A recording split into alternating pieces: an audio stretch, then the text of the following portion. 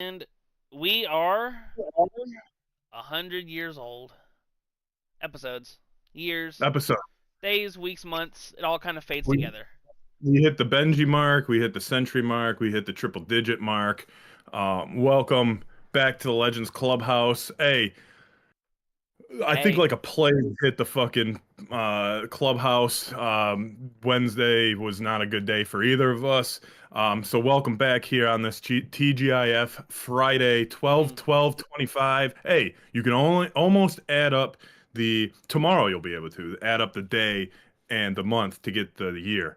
Yo, it's kind of crazy. I didn't Tomorrow. even think about that. So I am Bobby Caboose. This is, as always, the sickly man in that room, being quarantined is Lawson Turner. What's going on, man? It's number 100. We're not talking about anything on the scroll wheel today. We're talking all of our favorite 100s in sports. My first favorite 100 is Wilt Chamberlain's 100-point game. You name another one. It makes me. I actually have a small tangent to go. You name another 100. Um, it really makes me laugh because there's a group of people out there that don't ever think that ever happened, which is hilarious because when you see a lot of the old tape of stuff from games, players, highlights, things like that, it's like, Yeah. yeah, how do we have tape of this? But we don't Mhm. have a single fucking dribble or a bucket from when Wilt dropped 100. But we'll Right. have, Babe Ruth hitting his first home run in, 1748, and it's like, dude, how? Yeah. And in color now because it's restored, right? But no, Yeah. I mean,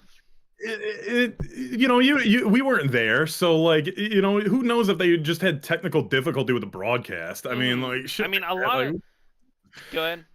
was in 19 fucking 50s, wasn't it? A lot of Six. Yeah, like 60. I think it was like 1963 or somewhere around those lines. But there's an official NBA scorecard for it. Right. So like, I don't understand the whole confusion in the spiel about, oh, well, Wilt never dropped 100, never dropped 100. Well, Wilt Chamberlain also reportedly ran like a 4.3 at 7.1, 200, however much he I could hope you bench. come back because you froze. Hello.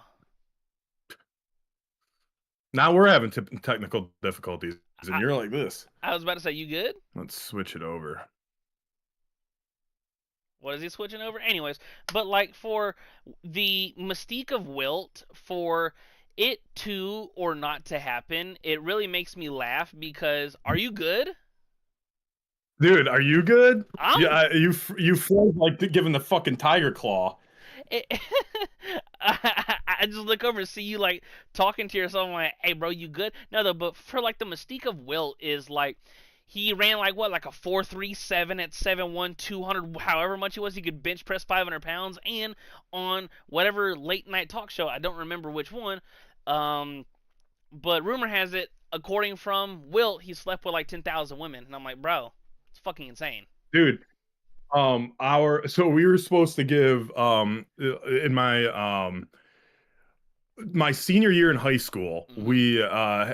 I was in this speech class, and there was about six seniors in the class, and it was all like a freshman class. Yeah. Like freshmen took it, so if you took speech one, you get into speech two the next year, and if you get into speech two, you can be on like their little TV program in the morning, right? Right. So a lot of the freshmen would so we like there was a group of us, Melvin Troy included, my co-host on 64-bit Legends was also in this class, Mm-hmm. where me and him really became really good friends. Well, we had for one of our speech projects, we had to do a eulogy, and our teacher was like, you can't do anyone infamous. And so someone asked to do Wilt Chamberlain, and she's like, absolutely not. And we're like, why not? And we're like, oh, because he, slept with 10,000 girls or whatever. Um, and that was like the big, especially with Chappelle show being at the time, Yep. him making the joke. So yeah, like there was people that tried to go, Tupac, Biggie, shit like that, and it wasn't allowed. I ended up doing Dave Thomas, who, if do you know who Dave Thomas is? I know you're a youngin, but No. do you know who Dave Thomas is? You don't know Dave Thomas? Dave He's Thomas? No. he's the founder of Wendy's. So So he's Mr. how you Windy. Yeah, my eulogy was about him. And you had to like kind of like act like you guys were friends. So like I, made up a story that the first day we opened that all the hamburger patties were wrong and they came in as squares instead of circles. And Dave was like pretty much like, fuck it, dude, let's roll with it. And he was the genius behind it. That's So, amazing. um, and then I found out that his daughter actually was not named Wendy, but the store is named after her. Her nickname was Wendy. Her real name I forget what it was, but she was a ginger with uh pigtails. So Mm, yeah, so there's a little history there. But interesting. yeah, so yeah, Will Chamberlain and Wendy's. It all comes full circle, dude. I told you at the beginning or right before we went on air, man, I might fall asleep during this Uh, episode. I'm feeling like an old man, like Philip Rivers. I was about to say Is we he could, this huh? week? Is Is he getting the start this week? he might? He fucking might, which is hilarious, dude. When it comes to like, if you exclude Tom Brady, no one's. It's like rarely happened where someone's played this late, into a career and things like that. Yeah. But with Doug Flutie, I think, was up there. I think Philip, he was pretty you know old what's funny? time he The last time Philip Rivers was rostered and played an NFL game was was it COVID? it was 3 weeks before the Chiefs Bucs Super Bowl. Oh shit. Was that Brady's last That was game? no, Or that no, was Brady like got eliminated by yeah, us. Or no, he wasn't eliminated by the Lions. I don't know. Brady still played two more The- years after that. But what I'm saying is Brady's first year in Tampa, the COVID year, 3 weeks before that Super Bowl was Philip Rivers' last game, and so I've seen fucking clips of people trying to hype up Philip Rivers, like, oh, his arm is still elite. He's throwing dimes. I'm like, that ball has no zip on it whatsoever. If he plays in Seattle, he will die. Like, against that Mike McDonald defense, like, they are one of the least blitz. They are one of the teams that blitz the least amount in the NFL. Because how do you become a dominant defense? I don't know. You generate pressure with four, and it makes me laugh because for everyone that's like, oh, we'll all tune in just to see if he plays, because they haven't named a starter yet. It's either going to be Riley Leonard, their rookie, or Philip Rivers, or insert whatever practice squad player. But yeah, I think if Where's Anthony Richardson? he's out because he was warming up You don't before, care no more? huh? You don't care no more? He actually the opposite. And when I tell you why he's out, you're just gonna be like, damn. He was warming up, in pregame with one of those like elastic bands, and it snapped and hit him in the face and broke his orbital bone. Yeah. And so, yeah, if That's as bad as Joel Zamaya getting hurt by playing fucking Guitar Hero, dude. What like, the yeah, he was warming and stretching up in pregame, and I don't know if it slipped off or it snapped, but yeah, it hit him in the face and fractured his orbital socket. I'm like, damn. But yeah, like, and something even more semi funny. EA already put Philip Rivers back in Madden. He's a 70 overall, like 59 speed, and a lot of people are like 70 overall off the couch is kind of crazy. Yeah. Dude, so if I was a defensive coordinator, all I would do is engage eight. He ain't gonna get away. Dude, I know Seattle doesn't blitz, but I don't give a damn. I'm sending the Yeah. heat. I'm about to see now. I saw that there were some clips of like Cam Newton on his podcast thinking that, oh, it was disrespectful for them not to at least call. I mean, there's a handful of quarterbacks and free agents that they could have called, but Excuse me? That's disrespectful to not call Cam Newton. When he was on the Patriots, could he throw it past 20 yards down the field? he had a Like, couple he had a couple nice games in New England. But what I'm saying is like that last resurgence when he went back to Carolina and he had that I'm back moment. I saw one screenshot of the stat lines from one of his last games where he was like 9 for 20 for 45 yards on a rushing touchdown. And it's like, well, the thing yeah. Take the your Willy Wonka ass and sit behind that desk, dude. Take your goofy ass hats and looking like Whoopi Goldberg and shit. Like, settle the listen. fuck down. I would not. He wouldn't even be in my small list of 10 to 20 people that I would call.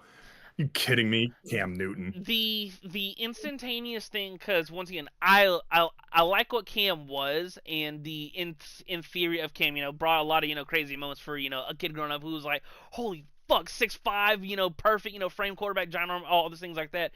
But the thing that was immediately when it was reported that they're gonna call and Philip Rivers is gonna come in, it's like, okay, well he already knows the playbook. Right. So there's the familiarity there, but Him or Matt Ryan would have probably been the obvious I'm choices. I'm sure You know, Tom. Go ahead. if you want to put Cam Newton in the mix, oh, I might as well go call Colin Kaepernick, see if he can play because people think he can play after fucking 10 years of not being in the league. Like, get the fuck out of here, man. Like, you were washed up your last 2 years. Like, to be so shocked and disrespected that they didn't give you a call, dude. What is wrong with these people, man? It It's like is. me thinking I can go to the local basketball house and run the court against these 18-year-olds that just got out of high school, knowing that, for the last 20 years I've been drinking and eating fast food. It's Like, the. fuck out of here, man. It Know your is role. the. It is the. I don't remember the guest he had, but he was talking to some woman on his pod. This was months and months and months ago when I first saw the clip. Where she asked Cam if if his football mortality was over, and he was like, I think it's over, and she was like, is it over here or here? And he was like, well, here I think it's over, but it'll never be over here. So I understand, the fire of the being that uber competitive, and being at one point you can make the argument he was the best player in the league, MVP, 15-1, starting quarterback in a Super Bowl. The thing that And did for a ball. yeah, which that's a conversation for I a think he, completely different thing. I think he actually admitted it the other, like, not too long ago, that he like completely fucked up on that and was like, if I could do it again, I would 100% die for that ball. Oh, a Well, yeah, hundred. yeah, You man, got like, there are you're in certain the biggest thing in your life. Sorry. No, you're fine. There are certain instances in your life where you have 0.01 seconds to think and 0.02 seconds to make a decision, and in that tenth of a second, 100th of a second, it is that's one of the things that I assume Cam will it'll be a forever regret thing. But what made me laugh about all of this is that you think Tom Brady in his closet has like a football helmet that's talking to him like the Green Goblin mask? Like, if Philip Rivers is getting a call, you don't think Brady's like, No, because Brady got that huge deal from Fox. I yeah, think he's probably set. Like, he wanted. I think he wanted to prove a point. With who was it, Belichick or Brady? yeah, And I think at that point, and I mm, think that he's probably content. Guys like Cam, who the fumble thing is almost like a metaphor because of what he left on the field. Like, literally, when you get people that dive for those balls, and you said you have a split second to think about it. Those dudes don't think. They're just dogs, and that's the people that you want on your team. When you start getting, softer, SAWFT, off, you know, you, that should have been a no-brainer play, dude. Like, yeah, that to me, that is a privileged play. I'm here, I'm making money. I don't, there's a different level of competition, or mm, competitiveness, a different level of sports pride. And that's like an interesting thing that I've always wondered, if, what is the percentage of guys that love the game versus guys that just do it for a job? yeah, And like, how many guys would do this for free?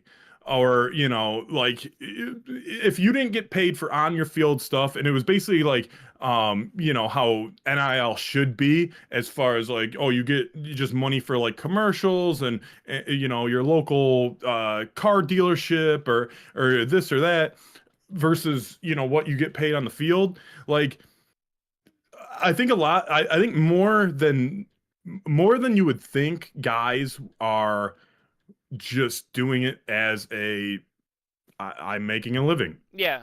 It's Yeah. it's really interesting too, because I'm sure if you were to poll and ask every player in the league, obviously you would think more would be like, oh, I'm doing it for the love of the game. But then you have certain Yeah. instances where um you pay Albert Hainsworth 100 million, and he's just like, I got my Right. bag. Like Um, look at Ray Lewis. I mean, he never took a fucking snap off, dude. If he was on the field, he was like 100% go. he Like, was. It's awesome that you brought up Ray Lewis, because his last year, I think it might have been against Dallas, and he ended up saying the story years later where he went. It was a run play, and he went to make a tackle, and he reached out to initiate his tackle, and he tore his tricep from the bone. And mm, so then he played those next however many snaps, and he was like, well, he has to mentally, now change his concept to, well, I can't use this now, so I'm gonna just deal with it. And then like I think he said he finished the next like 4 or 5 plays, and then said, you know what, I'm gonna hurt my team more if I play with the fucking torn right, tricep, so I'm going to exit the game, but I can't show my teammates that I feel pain, because right, that's not the cloth from which Ray Lewis was cut from. right. And it's the competitiveness in these people. Like I said, dude. Like, you look at certain guys like a Johnny Manziel, dude. Like, it's like, okay, you had like this great talent, but like, how much effort were you actually putting Are in? You you know. continue? So, or like Kyler Murray on like playing Call of Duty instead of watching tape, or who was it? Was it Jamarcus Russell that With they the blank famously tape, yep. were like, yeah, Hmm. gave him blank tapes. Like, it's like, okay, like, um are you here to just collect the paycheck, or are you here to you know s- etch a legacy in this game, try to be the best competitor that you can be, and just like I said, man, like, most people say if they love their job they would do it for free, right? So, Are you are in? you I are got you in one. love with it, or are you just in love with the money that comes in every Tuesday, because I think they get paid on I Tuesdays? was literally just about to say word for word. Are you in love with playing football, or are you in love with being a football player, or are you in love with what being a football player brings for you? and Right, and that's the biggest thing, because there are a lot of players that, oh, they enjoy the lifestyle and what being a player can bring, from money to fame to women to right, status. A lot of right, people, even if they're in sports or not, they will chase those individual things. But when right. it comes to those players that have like that dog or the foxhole, that's some people would uh, tag. It's just every player is different for the most part, and then you have like a Joe Burrow situation where, I mean, that's where we can spiral to. I don't know if you saw what he said the other day. Um, I saw a quote. Mm. If you remind me, Yeah. then I will say I know what you're talking about. Joe Burrow said, and I quote, if I want to keep doing this, I have to have fun doing it. If it's not for fun, then what am I doing it for?" And Yeah, it reminds me, there's a lot of Andrew Luck here. There's some, Carson Palmer, which is really right. interesting because, Carson Palmer, I don't remember if it was agent or brother, because I was a fucking kid at the time, where they were like, I'm going to retire unless you trade me. And then they called his bluff, and they didn't trade him. They drafted Andy Dalton, so Carson Palmer retired and then played for another slew of years. And then Yeah. and then you have the Well, Andrew Luck thing, where it's he could retire, but like, good example. If Dak Prescott would have came out and said this, it'd be like, that's Dak. What are you? That's not mhm, a. But Joe's played like half the time here. He's already on a supermax fucking contract, essentially. He's not making the organization, but he's let it be known. Okay, I want Jamar Chase, T. Higgins, and Trey Hendrickson paid, and they're willing to spend money on the offensive line and stuff like that. It just hasn't worked, and it really sucks for Joe due to the fact of that he's just been hurt, because right, this first couple of years, like, hell, even if you want to go year by year, he's coming off a national championship, maybe the best individual college season ever. He comes out guns blazing, tears up his knee. Second year, Super Bowl, ball in his hands, chance to steal it. Third year, AFC Championship game, tie game, ball in your hands, chance to steal it. And then it's been, injuries and missing the playoffs every year since then. Yeah.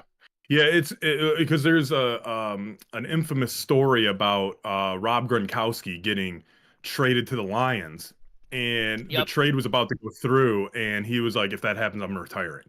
So they like had Yeah. to like void the whole thing, and then he ends up retiring and then coming back for Tampa anyway a couple years later. Yeah. But it's crazy how that leverage is. Well, I just won't play. I'll just Okay. Again, right. with stuff like that, okay, you're not only throwing away your money, but you are throwing away if you do, enjoy playing the game. Yeah. I'm gonna throw away my fun and money. So, but yeah, dude, it's with who the Bengals got this weekend. They got the Ravens again. Yeah, they're in Baltimore. No, All no, right, they're hosting. They're hosting. They're hosting. They're hosting because they Bengals are winning, dude. who Baltimore or Cincinnati. Bengals are winning. It's really interesting because with as much turmoil as that has happened inside the AFC North, the Bengals are still like if the Steelers go 2-3 in their next or however many games, then Baltimore loses then wins out. Cincinnati can be 8-9 and win the division, which is insane to think about for how shitty of a team they've been for the majority of the season. But there's something going on in Baltimore. I don't know if it's in the water. I don't know if it's in Lamar's legs or whatever. But they can't put it all together. No, not at all, man. And now your Steelers are looking good at the top of the division, The right? only the only Until problem they is face Detroit, I think next week. yeah. But once again, the only problem is I don't know if you've seen this because I don't know how much you keep up with the Steelers. T.J. Watt's been in the hospital. Lung discomfort, and it was reported earlier that there was a small hole in his lung. Gee. That's not fucking good. No, that's not good. And his status for Hopefully Monday is right. We're praying for TJ, but because when you see something, when you hear or see something like that, it's like okay, well we're worried more on TJ the player instead of TJ the person as opposed to the player. I said that completely backwards. Yeah. I was gonna say because if you're more worried about TJ Watt the player, then there's something fucking wrong with you. Like bro needs to his personal life comes first, and then football will come into fold whenever it happens. But there's an outside chance he plays, which if TJ Watt fucking plays, dude, that's fucking insane. It Yeah. would because you don't just go to the hospital in the middle of a week for lung discomfort and then it gets reported, oh, well, there's something wrong with one of your lungs. It's like, are you out of your fucking mind? They can probably just put a Band-Aid on it. He'll be probably be fine. Just I hope open him it's that easy. put a Band-Aid on him and Yeah. sew him back up. We're good. It's not feared to be long term because I think it's already fixed whatever the issue was, but it's still recovery and things like that. And Yeah. For the outside linebacker / edge pass rushing position, the Steelers are deep in that position. But once again, when TJ Watt doesn't play, we fucking lose. So we'll see Monday. Hey, you're gonna lose against the Lions anyway in a couple weeks, so I think it's next it'll week. be all right, buddy. Yeah, I think it is next week, and you're gonna lose. You guys got a tough game this week, though. We do, and I'm not gonna talk much shit, but I am gonna say, I'm hoping to show up Monday and just put the 3 up because if we win, we will be 3-0 against Matthew Stafford. It's really interesting too, because since Stafford has been in LA, the fact of the matter is they've had really good success against him and the Rams. Now, what's interesting is I think it's time for Dan Campbell's, like fourth down woes, because they haven't been crazy successful on fourth down over the past month and a half. But the thing is that all swing. It is a pendulum of power. It swings back and forth and back and forth. Mm-hmm. Like you could go from crazy cold to crazy hot just like that. Good example. I think the Colts, and this is why I was kind of like the Colts can't sustain this. I think at one point when they were like 8-1 or whatever, they were I think 20. They were like 20 for 24 on fourth down. I was like, okay, well that's not sustainable. Right. Right. And so I know because I like I said, man, I know when to talk shit, when not to talk shit. So Yeah, I'm not gonna talk any shit leading into this game. It's gonna be a tough game. I don't know if the Lions are gonna win, but hey, they've had Stafford's number in the past. Hopefully they can continue. But I do want to switch over to I know we don't talk much college football, but the Sherman have Moore you heard? stuff. Yes. This is insane, dude. So Can I give you my Sharon, timeline about this before we go in? sure. So I checked my phone. Sherman Moore's been fired, and I was like, okay, this is kind of the timing of it's weird too because the hiring cycle and then National Early Signing Day was like last Wednesday. I was like, okay, it's kind of weird timing, On Monday. huh? It was on Monday. Oh, he had one talking about the Citrus Bowl on Yeah, Monday. yeah. I was gonna say because I think they're playing Texas like in 2 weeks or Yeah. something, right? And On New so Year's Eve. that's nuts. And my buddy, who's a big Ohio State fan, fucking hates Michigan, and he's fucking like, so I fucking he's doing the Birdman hand rub like yeah Yeah. with the Grinch smile on, and so I call him because I'm like you would know a lot more about it in 10 seconds than I do, so what's going on? And then he was like, rumor has it that he was cheating on his wife and stuff, and I said, well, hold on, is it very frowned upon? Absolutely, but it's not illegal or anything like that, because then it came out that he got arrested, and I was like, arrested for, because obviously adultery and having an affair is bad, but it's not, if you want to get technical, it's not illegal. So I'm like, Right. so what is he arrested for? And then once again, this is when we didn't know a lot more about it, and he was like, apparently rumor is that he was dating or seeing someone that maybe not of legal limit. I'm like, oh, I hope not, because that would be crazy bad. But once again, that was like the first 4 hours when everything was coming out, and I was like, what the fuck? And now it's coming out that it was with it was what someone on the coaching staff or someone that was attending the campus or whatever. So she's part of Michigan's staff. Hmm. I don't know what her role was, but she was elevated to his personal assistant, basically. So he was having an affair with her. Obviously the University of Michigan found out, Hmm. fired him, because it's against their policy. Code of conduct, Uh, whatever it is. yeah, code of conduct. So, he gets fired. The rumor, or I was gonna say because you or live in alleged Michigan, because I'm sure you've heard all about it over the past day and a Yeah, half. so he basically crashed out.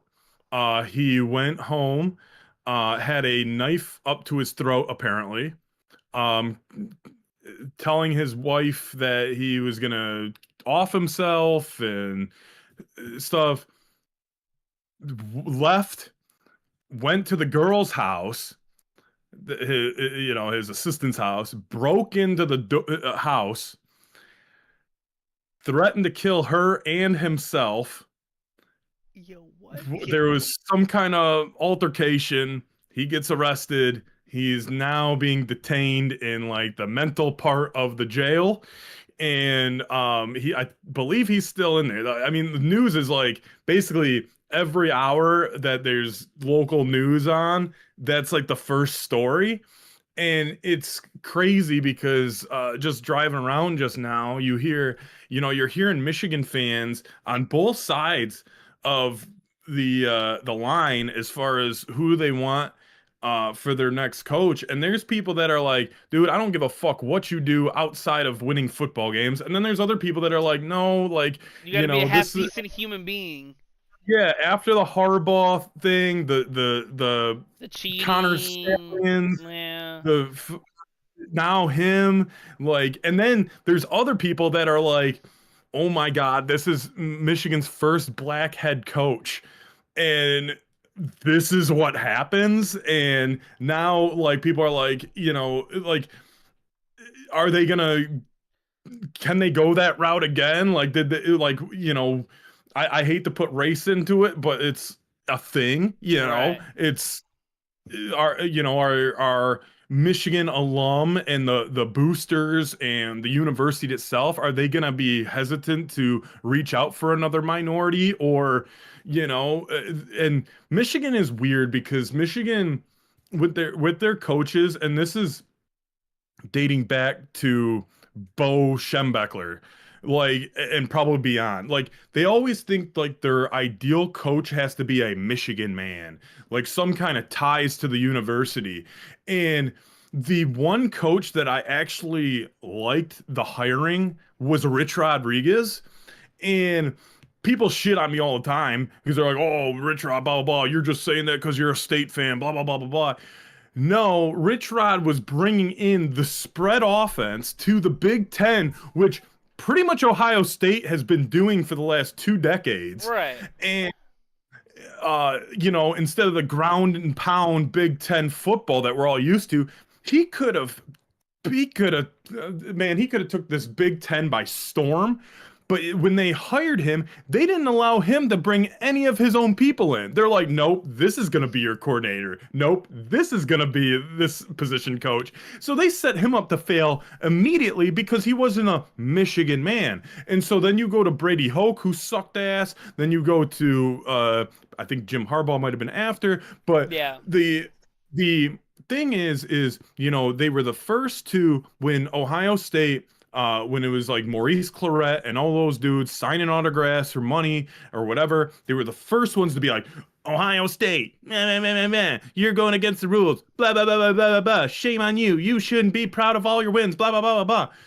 Then, all the SEC stuff. Oh, we're Michigan. We're better. We don't have to do that. Blah, blah, blah, blah, blah, blah, blah. Well, all that shit talking, dude, after the Mel Tucker thing with Michigan State, now they're getting their own, they're getting their own karma with the last couple of years. Yeah, you won a national championship, but like, can you really hold your head held high with the cheating scandal? Now this cheating scandal, like, it's not looking good for the integrity of Michigan. And just being here, listening to a big portion of their fans on the radio, it's like, dude, like, you can't have it both ways, man. Like, you either got to be crispy clean and you can talk shit about other programs, or you need to shut the fuck up because you don't know what your program's doing either. And the same thing with the Mel Tucker thing. As a Michigan State fan, I was like, dude, you can't do that. That doesn't look good on the university. Like, it's you gotta kind of open your eyes and look in the mirror sometimes and be like, maybe they're not as clean as we thought they were, or maybe, we're not better than other universities or programs that do this type of shit, So Hmm. it's the value of winning and at what cost, man. Like, if you wanna be a Bama, a Michigan, a Texas, a Ohio State, you might be doing some shady shit to stay on top, dude. But if winning is your ultimate goal and bringing money in, I mean, name me a billionaire who probably hasn't done some illegal stuff at one point to get there. I can't, but I do have some, and it's so. See, I love it when a plan unintentionally works out, because as you know, I have the chat pulled up on my phone. ESPN Sharon Moore charges. He is charged with felony third-degree home invasion and misdemeanor stalking and breaking and entering. Yeah, yeah. Apparently, the assistant, like, I don't know what kind of relationship they had, Yeah, but she, I guess, claimed that he's been stalking her for a while. So I don't know how that, I was. I don't know about you, but like, I've never stalked someone to a point where they like fell in love with me. Or, I don't know if that, I don't know if Stalking ain't Dahmer the stalking his stalking ain't victims. the way, I don't know Babo. if Absolutely not. I don't think stalking is the way to somebody's heart. It's not. It's. You know what'll make her fall in love with me? If I stalk her. Hmm. Like, this is just some creep ass shit, dog. I mean, I was listening to it might have been FS1 yesterday, and they had like whoever their college football guy was. Can't remember his name, and it's kind of pissed me off. And I wish I could give credit with what I'm about to say with. Apparently Michigan had heard about it, but they had done like their own investigation on that jazz. But it became a lot more recent when more people started to come with information. So Hmm. it's almost one of those, and I hate whenever like schools, and there are some schools and programs, teams, coaches, owners in the NFL and stuff. It is the, if you can win, we'll slide some shit under the rug. Like Yeah. Jerry Jones was the prime example of, I don't care if you essentially, if you beat whoever, I will turn the cheek and sign the check if you can help me win a Super Bowl. Right. And Jerry Jones has said that there has been, I could not write a big enough check to win one more. You don't know the size of the check I would write just to win one more. And Right. it is, Like, what does that one more cost? Does it cost the right. integrity of your franchise or school, like what Michigan is going through right now? Exactly. There was an instance with Miguel Cabrera around here. He had gotten like a DUI, or he had been pulled over for a couple DUIs or something, and like Yeah. people were calling up and being like, "Oh, we don't need that type of shit around here." Blah blah blah blah blah. And then the motherfucker gets the triple crown, and you're like, "Oh well, it's okay. It's Miguel You Cabrera." can't make Yeah. the cake and eat it too. Like, if someone's winning triple crowns but they have three DUIs here, I mean, well, as Yeah. long as he doesn't, Like run that's into why. somebody else, as a That's fan. that's that's the reason why I say you root for the team. You don't root for the name on the back. You don't you don't want to meet any of these people. Like there's a reason why that they say you don't want to meet your heroes, because hey, most likely they're probably going to be some kind of asshole. They got people coming up to them all the fucking time. Yeah. They don't have their privacy. Like yeah, I might be an asshole too. Like if I was just out on the street and people were bugging me for shit. Who knows? You don't know how you're going to react to that Yeah. shit. It's probably better off to just watch them on a screen and admire from afar, because Hmm. there's most people that you meet, there's going to be at least one little thing that you don't like about them, 100%. and probably the bigger that they are, it's probably going to be a bigger thing. So Right. Like, you could just think of the countless celebrities or athlete stories where it's like, oh, I met so and so. Oh, how was the interaction? He was a dick. Like, yeah, there's countless of those. Brian Knobs of the Nasty Boys, dude. He was such an asshole to me when I met him at an autograph sign, or not an autograph signing, a picture thing. Yeah. He was a dickhead, dude. So, so me, sometimes I have a little bit of a mouth. Just a little I bit? told him, I was like, oh, I was like, huh? Is it just a little bit? Yeah. So I told him, I go, and I don't know if you know who these people are. Do you know who the Nasty Boys are? A tag team from Yeah. like the Yeah. late 80s, 90s. Uh-huh. Okay. And so they had a rival with the Harlem Heat. Do you know who the Harlem Heat is? Yeah. Booker T and his brother. Yep. Okay. So, anyway, they're at this local bar that we go to, and I met the Mouth of the South, Jimmy Hart, as well. Great guy, super nice. But Brian Knobs, like, just had so I had happened to walk into the bar at the same time as they arrived. So I actually like walked in with them, and I was like, I go, oh hey, and I like said hello, and I was like, let me, I know everyone in here. I was like, let me get a manager and get you guys set up. Yeah. Brian Knobs like, dude, interrupts me. He's like, I need food. Okay, dude, I don't fucking work here. I just said I know people in here and I will get you whatever, and or get you the person that you need to deal with. He asshole right off the bat, right? And I'm just like, whatever, dude. So when it gets to my time, he said something else fucking stupid, and I was like, I had mentioned, I was like, oh, so they couldn't afford to get Harlem Heat here, so they got you guys. And he's like, why don't I just snap your phone in half? I go ahead, man. I was like, you'll have to buy me a new one. And he's like, all right. He's like, I'll mention that to Booker T next time I see him. I'm like, good. That's funny. And then I was like, I go, like I wanted to be like, and I probably did it towards the end, but I was like, they were one of my favorite tag teams as a kid. Like, who as an 8-year-old boy, who doesn't like seeing, someone get, I think it was called the pit stop or something, and they, rub their fucking opponent's face in their sweaty pits. Who Yeah. doesn't like to see that as a 8-year-old boy? Yeah, it's really that's when it comes down to the don't meet your heroes thing that you were talking about, where like example, if you were to like example, you being a Detroit everything, if you go to insert random store, and it just so happens Terry Scooble's sitting right there like, holy fuck, I'm not gonna Yeah. approach him because he's Well, probably got this shit, there was all day anyways. There are some people that right, have like that semi decent. Like one of my biggest things, and I see it all the time on like social media and stuff, where you'll see athletes, entertainers, whoever, and they just get bombarded, and I'm mhm, like, or when they're out eating with like their family and people walking up to the yeah, table, it's like, dude, I'm eating. If you catch me afterwards, cool, but I'm trying to enjoy my meal with loved ones, family, friends, whoever. Like a lot of people, like they see the name and the airness on TV, and then it's just like, damn, dude, do y'all not understand that? It's like, good example. A couple months ago when WWE was in, I don't remember what country they were in, but it was in the U.S. I saw a video on Twitter. Rhea Ripley was going to like her like transport car to go to whatever mhm, show venue, whatever, and she got like genuinely bombarded all the way to the car door where they were like piling yeah, up like a riot. And I'm like, are y'all out of your fucking minds? And then so she tweeted out, like, here's a reminder to that we're people too, and not to just bombard right. or There's overdo it.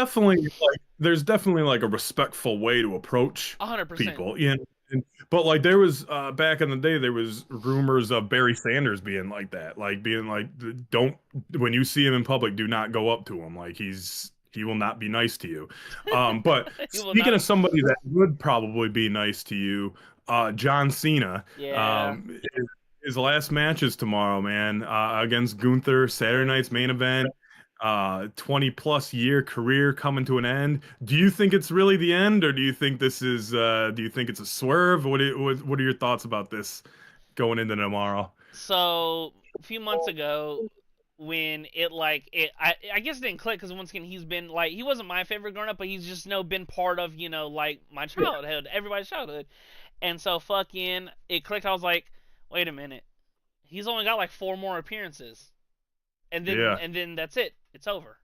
And apparently, because I saw a couple weeks ago that apparently he's teased for Raw after Mania, so I I wish that obviously I'm someone that if it's something that I enjoy, I'm gonna hold on for dear life. Even though sometimes it's easier to let go of the rope than to hold on and get rope burn. Mhm. You could rope burn my hands and palms to the bone. I'm gonna hold on for until I can't no more. The thing with this is I hope that it's not something where they stretch it out because a lot of people they've called Triple H not nice things. It's like you've got my goat losing squash matches to Brock. Are we fucking serious? And I'm like, Dude, what's Brock? like Cena just explained that on I think it was on the Joe Rogan podcast because I just listened to that. He's like, dude, like Brock is returning. I'm leaving. It makes sense. He squashed me before. Like it makes sense. So Right. with this, I'm curious because there's some rumors out there that I've you seen there's know, going to be a bunch of they're planning a handful of appearances, and that yeah, this event it doesn't have like a time limit. right. And I'm wondering if The Rock makes an appearance. Something about you can't quit. Have your You soul I type own shit. Yeah. control type thing. And then that sets up like a Mania match between the two, which would be all right. That would explain him coming out on Raw on the Raw after Mania. Hmm. Um, but I can't believe that like we'll never see Cena in the WWE again. Because like even Stone Cold comes back, once a I year do or have whenever. some. I'm sorry to interrupt. I do have some breaking news for TJ Watt. Okay. He had a successful surgery to stabilize and repair a partially collapsed lung suffered during a dry needling treatment session at the Steelers facility. His recovery timeline is still TBD. Okay, so that was news for four Steelers fans out there. You, my buddy Mr. Thompson, and there's probably two other ones that I don't know. Right. Um, oh, my buddy Big John Stud, he's a Steelers fan. So there's three of you guys. Anyway, Yeah. uh, But yeah, Cena versus Gunther. I would think that Cena would go over maybe, but I can see Gunther, I can see If Cena just passing out. if Gunther Gunther? wins, they might tear the fucking building down. And that's funny you say that because remember there used to be signs saying if Cena wins, we We riot. riot, yeah. And Shit now like it's if Cena loses, we riot. You know, it makes me laugh because for the stigma of never give up and that mantra, that's been Cena's thing. And I saw a lot of people were saying, oh well, you have Gunther who's been the I'm gonna make you quit regardless, either you're gonna pass out or tap out, or things like that. And then a lot of people are like, oh well, has Cena ever tapped out? Well, I was like, yeah, well, he's tapped out a few times to I think 3 people over his 20+ year career. But like, if Gunther just like submits Cena, or like imagine if like it's one of those where like Cena's trying to Hulk up, and then Gunther like puts more pressure, and then Cena just doesn't have anymore and taps, then that might genuinely be a worse reaction than like the streak being broke, where it's just like, my king gave up. I don't think he'll tap. I think he'll pass out. And If Gunther wins, yeah, I think it'll be like a pass out as opposed to like a tap. yeah, and what they should do, if they're willing to put a little color in it, they should do what they did with Stone Cold against Bret Hart at WrestleMania, where Yep. he's just pouring blood and he just passes out in his own puddle of blood. Mm-hmm. But yeah, dude, it's gonna be interesting. I'm hoping to catch a little bit of it, but I might have to watch it on a delay due to a family Christmas party. But it is on So Peacock, so it's easy it is to. on Peacock. Right. It's So easily I'm hoping to accessible. catch at least that match live, but we'll see what we're doing at the time. 100%. But yeah, man, are you gonna cry? No, because he wasn't my goat. But I mean, he wasn't my favorite. Like growing up, like I was always anti, because I'm like, oh, this fucking kiss ass. But See, I was never like a Cena guy either, but like I do it's like hard not to be like, all right, I respect Cena. Like, it's people give him shit for the 5 moves of doom and Super Cena and shit. Dude, Hulk Hogan fucking made a 30-year career on right, just Hulk and no selling shit. And like he was the biggest star on the fucking planet. yeah. So Over don't the give me that next. shit where, Mhm. and look at the greatest wrestlers of all time, or like the top money makers, whether it's Hogan, Warrior, Stone Cold when he's actually Stone Cold prior. Taker only had like 7, 8 moves. Right. They're like a lot of them, are not the greatest or the greatest move set or most technical in the ring or whatever, but they have charisma and they can do the damn thing. So I think Right. Cena is right there with them. And then Cena, when they start chanting, you can't wrestle and shit, like he's like, okay, I'll throw out a fucking Hurricane Rana. Dude, I'll what was it, like, 2015, 16, where he was just doing all this springboard, suicide dives, and all this shit, and it's like, dude, what you want? yeah, Yeah, dude. I can do these things, I just don't have to. That's basically what he was saying, Right. you know? The thing too is that, like I'm sure over the next day and a half, because WWE is still on Peacock and stuff like that, like you can go through, like insert whatever John Cena moment, you can go in and rewatch it. So like it'll be like, if your favorite Cena moment was when he lost to RVD at what was it, One Night Stand, Yeah. in like 2006, like that was the most hostile environment I've ever fucking seen, dude. Yeah. And ECW was so crazy back then, because I remember, obviously this came out years later, when they were asking like, oh well, how could you afford like this Inner Sandman for Sandman's intro, and it's like, we didn't, we just played Yeah. We just it. played it. Whatever, dude. It was on at 3 in the morning. Like, who gives a fuck? Yeah, like that whole spiel. And like there's been a slew of, because we're talking Cena, I think it was Bleacher Report. They put this out like 2 weeks ago, where it was like Cena's top 5, like top 10, like ops basically, and they had Punk like number 1 or something ridiculous, and a lot of people are like, Cena is Punk's biggest, Yeah. opponent. It's not the other way around. It doesn't have to be both Right. ways. To where, like, in my opinion, there are two easily, number one, number twos, flip flop them. You either put Edge or you put Orton. Either or, those are number one, flip flop them. Don't care. See, I would put Orton or Lesnar. Um, Edge, and this might be because I I tuned out for a I little know bit. you can't fucking stand Edge either.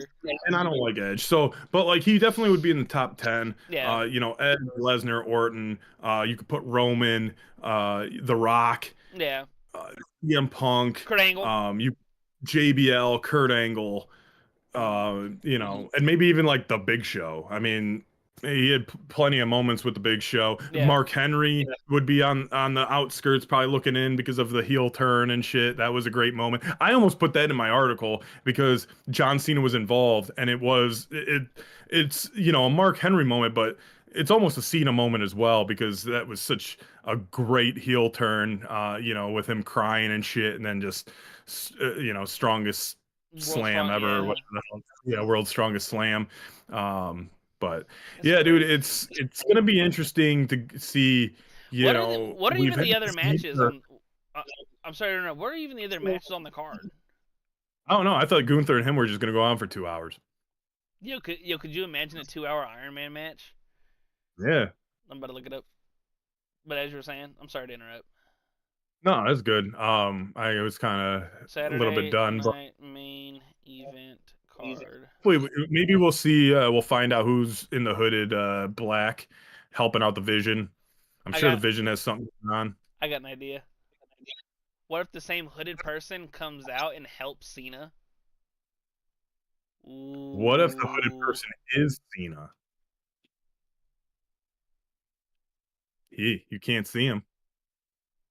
Wait, wasn't Cena on team fucking on the other team anyways? Wasn't he on that team or Was he in no? War Game? No, because he fought Dom in the.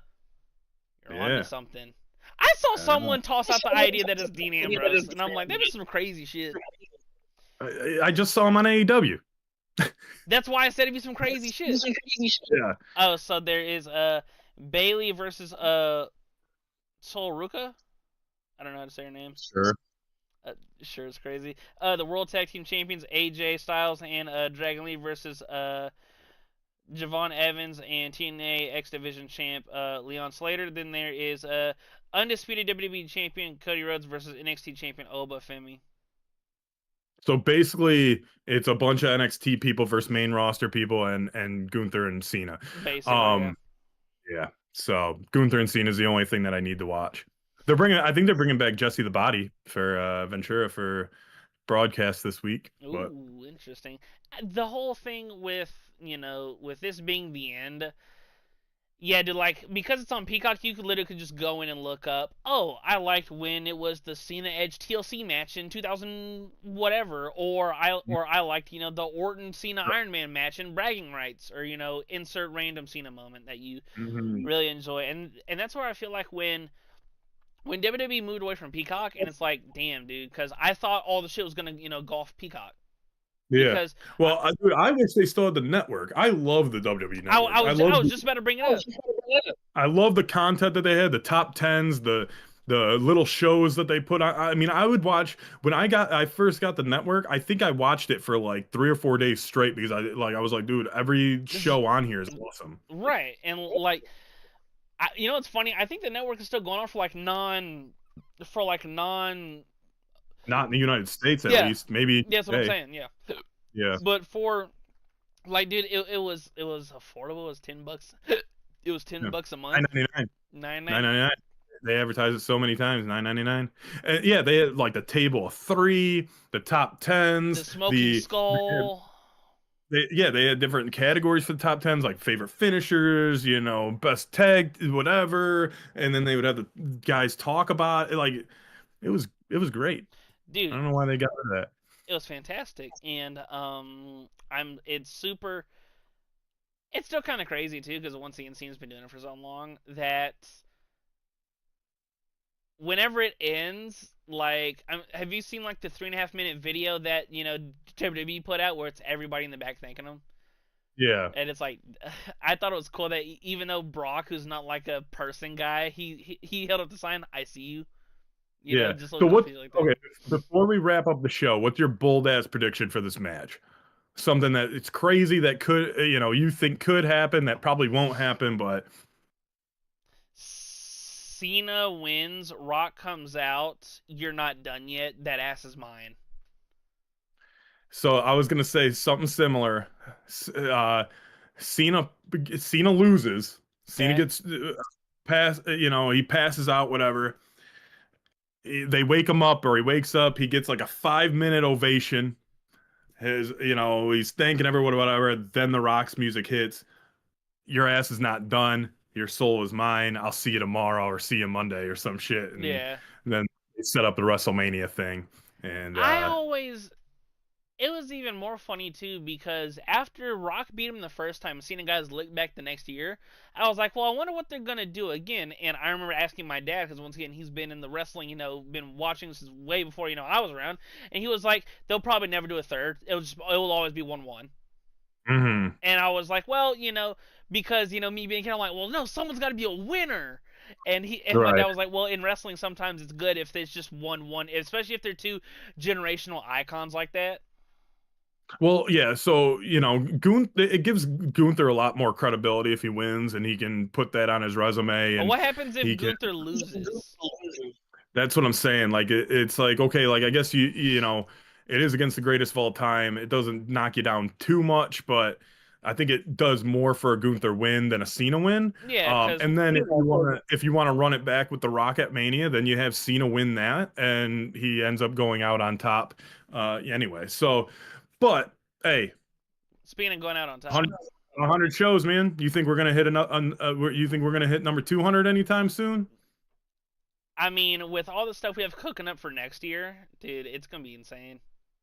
All right. Super So, excited. for the first 100 episodes to the next 100 episodes, thank you for joining us here at the Legends Clubhouse. Uh, Go check us out on our YouTube channel over at New Leaf News. Hit that subscribe button so you know when we're live. Because hey, sometimes Wednesday we both die and we're not here. So yeah, you'll know if a show is live or not. We are usually live Mondays, Mondays. Mondays, Wednesdays, Fridays at 12:30 p.m. Eastern Standard Time. Um, Go check us out over on our newleafnews.com/.network. Both of them take you to the same great site. We have daily content, whether it's sports, entertainment, politics, horoscope stuff, murder shit. You name it, we got it. And, you'll like our phenomenal, talented team of writers. Go check us out on our social media where you can find all of our content as well. When a new article goes up, it'll go on social media first. So you'll get it right away. It's at New Leaf News on Instagram, X, Facebook, TikTok, and Blue Sky. I am at Bobby Kaboose on Instagram and X. Through that camera, through that screen, through his camera, in that nasty ass Steelers room, who are going to get dominated in 2 weeks by my Detroit Lions, is Lawson _1226 on those two platforms as well.